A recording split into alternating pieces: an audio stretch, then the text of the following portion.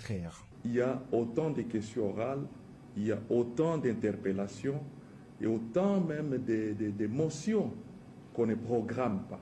Et nous nous demandons si nous sommes venus juste faire le théâtre au sein de l'Assemblée nationale ou nous sommes venus légiférer et contrôler le gouvernement.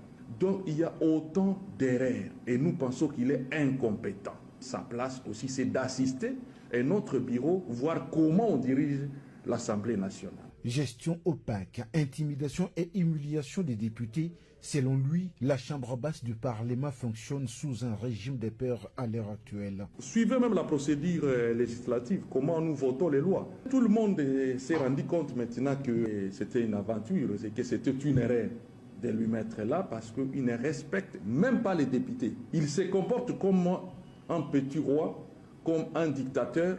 La pétition lancée il y a peu connaît un engouement sans précédent. Déjà plus de 200 signatures récoltées, un record qui témoigne du ras-le-bol général des députés nationaux. Moi je suis dans l'Assemblée, ça fait déjà 15 ans, mais je n'ai jamais vu une pétition ou une motion où à l'espace de 5 jours et que vous réalisez 200 signatures.